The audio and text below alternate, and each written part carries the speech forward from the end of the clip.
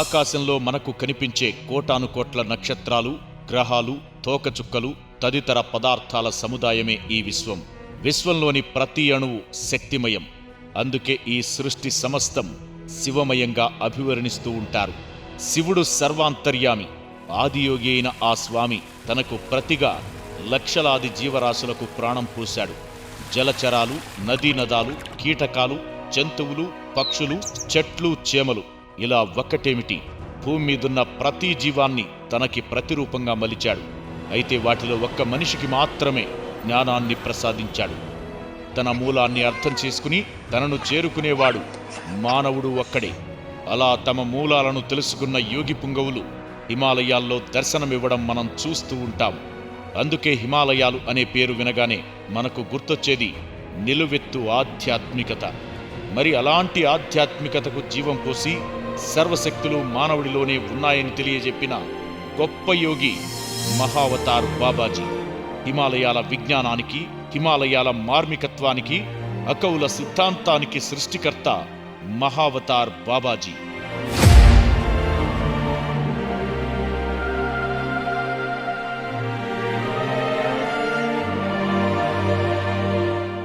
హిమాలయాల్లో ఎవరెస్ట్ శిఖరం ఎంత గొప్పగా చెప్పుకుంటామో, హిమాలయాల్లో ఒకానొక ఆధ్యాత్మికతకి నిలువెత్తు నిదర్శనము మహా అవతార్ బాబాజీ. హిమాలయాల్లో ఆధ్యాత్మికత కొన్ని వేల సంవత్సరాల నుంచి విరాజిల్లుతోంది. ఈ భూమి దైవభూమి. ఈ భూమి తపస్సు కోసమై, ధ్యాన సాధన కోసమై ఉన్నది. ఇక్కడ ఈశ్వర సాక్షాత్కారం అనేది సులభంగా పొందవచ్చును. We had a very nice experience. We've been in the Himalayas for about 10 days now, and it's very peaceful, and the energy here is very strong. I could feel when we came here the presence of Babaji very much. నీకు కావలసింది ఎక్కడా బయటలేదు. నీకు కావలసింది సకలము, సర్వము నీలోనే దాగి ఉన్నాయి. అందువల్ల నీలోకి నువ్వు ప్రవేశించాలి, అంతర్యాణం చెయ్యాలి. మనలోకే మనం ప్రయాణించడం ద్వారా, మనలో ఉన్న మహాశక్తిని మనం కలుసుకోవడం ద్వారా, తెలుసుకోవడం ద్వారా మనకు కావలసిన వాటిని మనమే ప్రసాదించుకోగలం. ఇలాంటివో వైవిధ్యమైన ఆధ్యాత్మిక కోణాన్ని ప్రపంచానికి చూపించడానికి విచ్చేసిన మహాయోగి మహావతార్ బాబాజీ.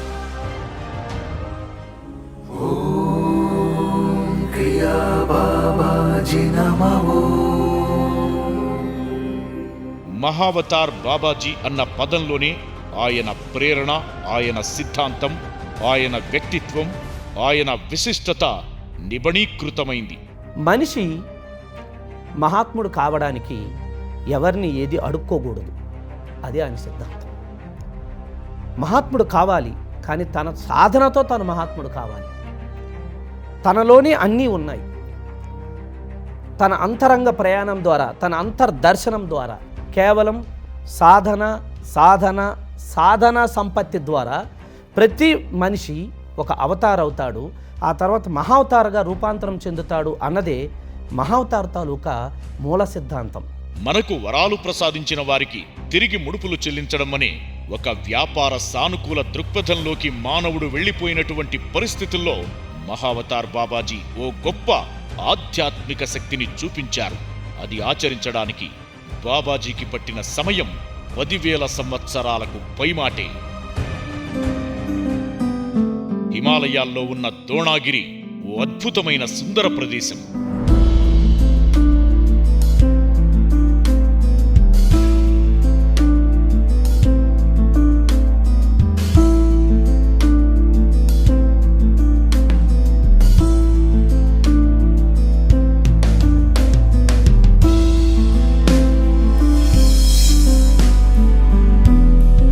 మహావతార్ బాబాజీ గుహలకి, ఇప్పుడున్న గుహలకు ఒక 50 కిలోమీటర్ల దూరంలో ఉన్నటువంటి గొప్ప అద్భుతమైన సుందరమైన నగరం రాణిఖేత్. కుకుచన పర్వత శ్రేణుల్లో, గగాచన నదీ తీరంలో ఓ గుహలో లాహిరి మహాశైలకు వారి అన్వేషణలో మహావతార్ బాబాజీ దర్శనమిచ్చినట్లు తెలుస్తుంది. లాహిరి మహాశైలు పుట్టిందే కాశీలో, పుట్టిందే ఒక సనాతన ధర్మంలో. కానీ ఈ పూజలు, ఈ వ్రతాలు, ఈ కోరికలు, ఇదే ఆధ్యాత్మికత అంటే ఎందుకు ఆయనకి నమ్మబుద్ధి కాలే, సంతృప్తి కాలే. ఆయన అన్వేషణలో భాగంగా శిష్యుడు సిద్ధమైతే గురువు తన దగ్గరికి ఎలా తీసుకుంటాడో గొప్ప ఉదాహరణ లాహిరి మహమ్మద్ జీవితం. తనకు కాని ట్రాన్స్ఫర్ ఎవరిదో తనకొస్తే, హిమాలయాలకు వచ్చాను కదా, ఇక్కడైనా వెతుకుతాను, ఏ యోగి అయినా ఏ మహాత్ముడైనా నాకేమైనా సందేశం ఇస్తాడేమో, నా తపన నా ఆర్తి తీరుస్తాడేమో అని ఆయన ప్రయాణం చేసినప్పుడు, ఆ ప్రయాణంలో ఆ గగాచన నదీ దగ్గర కుకూచన పర్వత శ్రేణుల్లో ఏమైనా నా గురించైనా వెతుకుతున్నావు అన్న పదం వినబడి అలా వెనక్కి చూసి నన్ను, నా ఆర్తిని, నా తపనని తెలుసుకున్నటువంటి ఓ మహా అవతార్ బాబాజీ అని మొట్టమొదటిగా ఆయన పిలిచినటువంటి పేరే మహా అవతార్ బాబాజీ.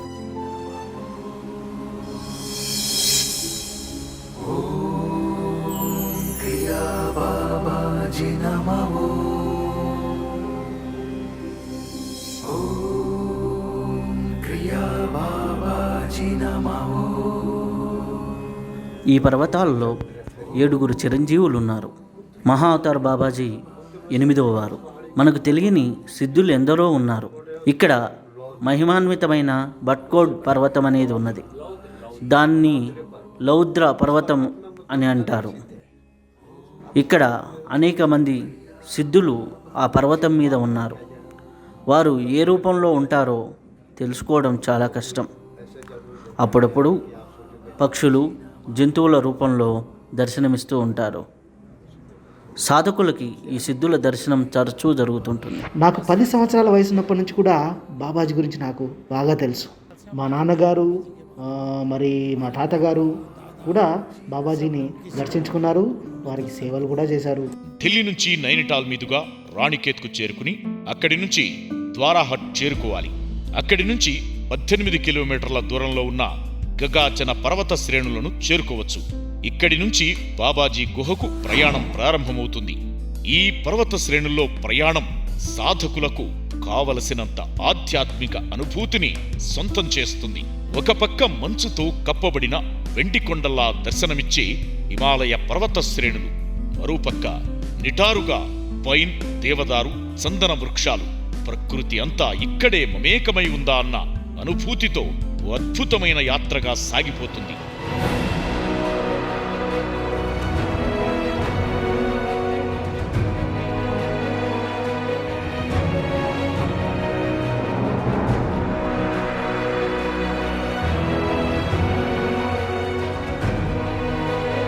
హిమాలయ పహాడీ దేవత ద్రోణాగిరి పర్వత సానువులను అధిరోహిస్తున్నప్పుడు కలిగే అనుభూతి వర్ణనాతీతం. ఏ జన్మలో చేసుకున్న పుణ్యఫలమో అనిపించేంత మధురమైన అనుభూతి సొంతమవుతుంది. ఈ అనుభూతులను అలా నెమరు వేసుకుంటూనే జన్మల నుంచి తప్పిస్తున్న అన్వేషణ సఫలం అవుతుందన్న అనుభూతి శరీరాన్ని ఓ పక్క నిలవనీయదు. కనీసం 2 అడుగులు వేయలేని వారు సైతం ఏదో అదృశ్య శక్తి ఆవహించినట్లు ఆనందంగా పర్వత శ్రేణులను అధిరోహించడం ఆశ్చర్యాన్ని కలిగిస్తుంది. సహజమైన జలధారల సుస్వరాలతో, రంగురంగుల సీతాకోక చిలుకలతో, పూల వనాలతో, ఆ వనాలు అందించే మధురమైన భావనలతో ఆనందంగా ఈ యాత్ర సాగుతుంది. లాహిరి మహాశైలకు మహావతార్ బాబాజీ సాక్షాత్తు సశరీరంతో దర్శన భాగ్యం కల్పించిన శక్తి తరంగాలు అడుగడుగునా ప్రజ్వరిల్లుతున్న ప్రదేశమే కుకూచన పర్వతం. ఈ పర్వతం మీదున్న అపూర్వ సన్నిధే బాబాజీ గుహ.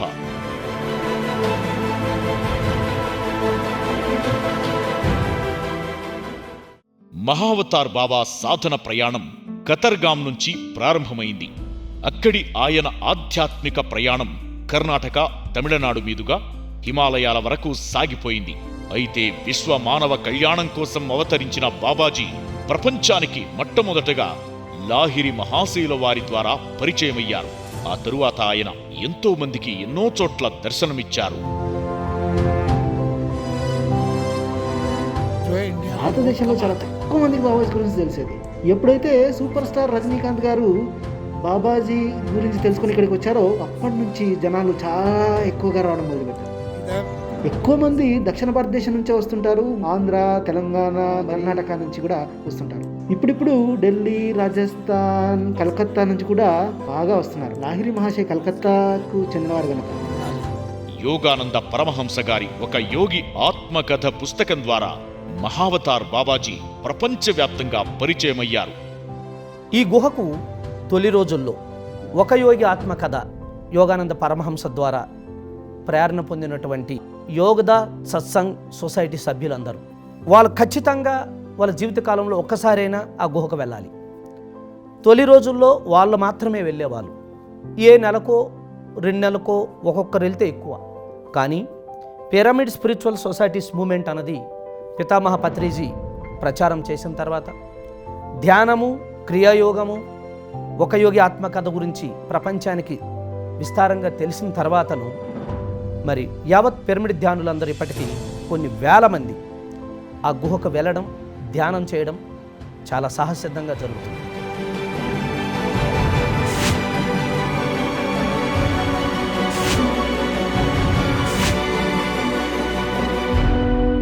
ఓ అనిర్వచనీయమైన అద్భుత అనుభూతులను సొంతం చేసే ఈ గుహ ప్రాంతం ఓ అవ్యక్తమైన మానసికానందాన్ని సొంతం చేస్తుంది.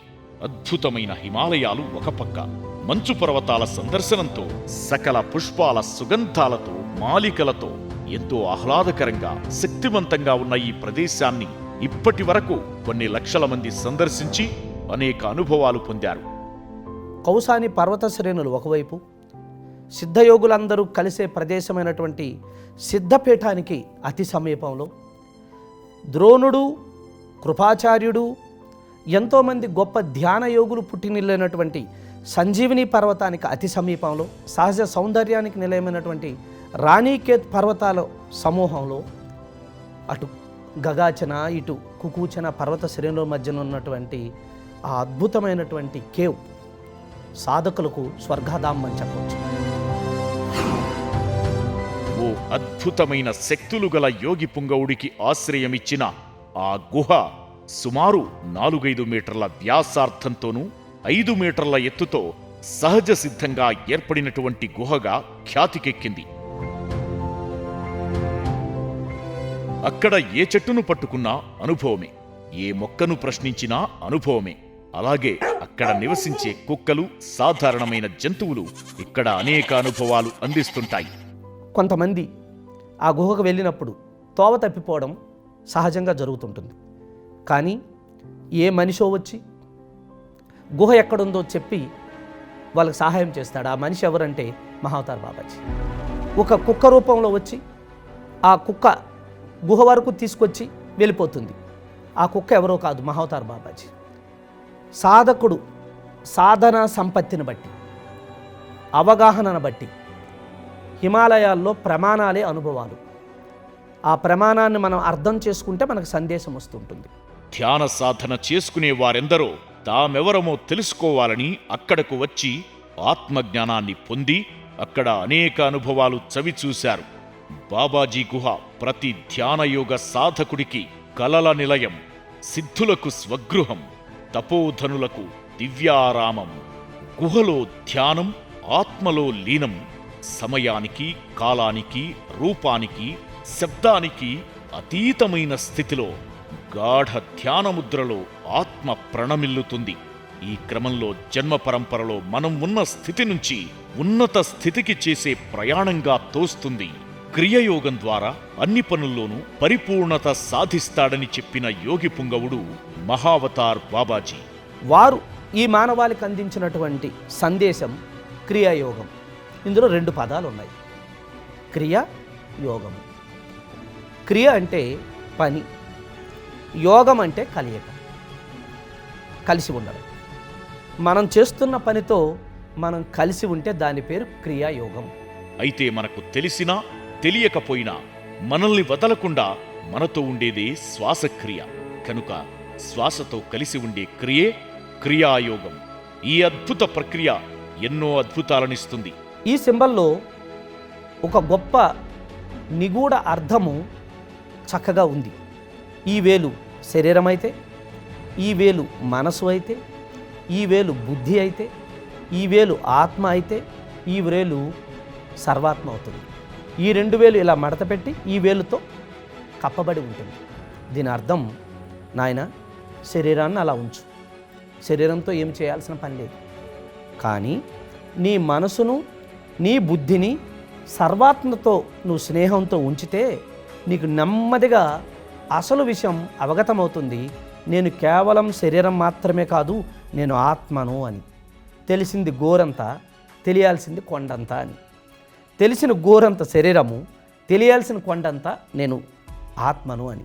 అది తెలుసుకున్నప్పుడు మహావతార్ ఏమిటో, మహావతార్ అనుభవం ఏమిటో, మహావతార్ దేనికి ఉన్నాడో, ఆ మహావతారానుకున్న అవతరణ ముఖ్యమేమిటో మనకి అవగతం అవడం ప్రారంభిస్తుంది. ఏనాటికైనా మానవులంతా మహావతారులు కావాలి. స్వీయ శక్తితో స్వయం ప్రకాశకులుగా, స్వయం సాధనలతో అహం బ్రహ్మాస్మి అని తెలుసుకోవాలన్నదే బాబాజీ ముఖ్య ఉద్దేశ్యం. విశ్వవ్యాప్తంగా అనేక నామరూపాలతో, అనేక అవతారాల రూపంలో సమస్త మానవాళికి ఆధ్యాత్మిక చైతన్యాన్ని రగిలిస్తూనే ఉన్నారు. ఈ క్రమంలో విశ్వ కళ్యాణంలో భాగస్వామ్యం కావడానికి సిద్ధంగా ఉన్న వారందరికీ బాబాజీ అనుసంధానం అవుతూనే ఉన్నారు.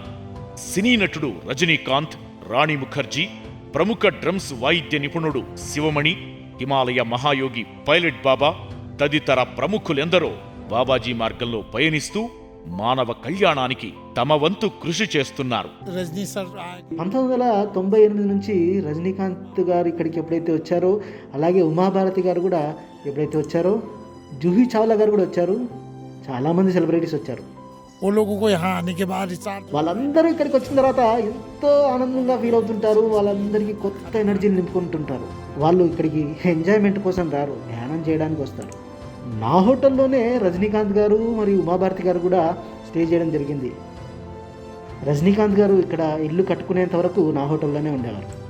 కుకువుచ్చన వద్ద ఉన్న గుహ యుగయుగాల నుంచి ఉందనడానికి తార్కాణం ఆ ప్రాంతంలో ఇప్పటికీ ఎన్నో మహిమాన్విత ప్రదేశాలు ఉండడమే. ఇక్కడ సిద్ధాశ్రమం ఉంది. ముఖ్యంగా మహాభారత కాలం నాటి ద్రోణాచార్యుల వారు తపస్సు చేసుకున్న ప్రదేశంగా భావిస్తున్న ద్రోణగిరి ఇక్కడే ఉంది. రామాయణ కాలంలో శ్రీ ఆంజనేయ స్వామివారు రామరావణ యుద్ధ సమయంలో తీసుకువెళ్లిన సంజీవని పర్వత ప్రాంతం కూడా ఇదే కావడం విశేషం. అలాగే తమ అరణ్యవాసంలో చివరి 1 సంవత్సరం పాండవులు నివసించిన పాండుగోలి గుహ, వారు వినియోగించిన పనిముట్లు ఉన్న ఆధారాలు ఇక్కడ దర్శనమిస్తాయి. అలాగే బౌద్ధులు, హిందువులకు చెందిన 18 గురు పరంపరలకు చెందినవారు ఈ ప్రాంతంలోనే వెలుగొందారని తెలుస్తోంది. ఏ మనిషికి జన్మ మరణంతో ముగించరాదు. జన్మ తీసుకున్న ప్రతి మనిషి అవతారం కావాలి, అవతార్ కావాలి. ఆ అవతార్ అంటే మాంసపిండం కాదు, మంత్రపిండం. ప్రతి మాంసపిండము మంత్రపిండం కావాలి. ఈ అవతార్ మహా అవతార్ కావాలి. సమస్త విశ్వము, సమస్త ప్రాణికోటి, సమస్త లోకము తనలోనే తాను దర్శించుకునే ఒక దివ్యాత్మగా విరాజిల్లాలి. ఇదే మహావతార్ సందేశం.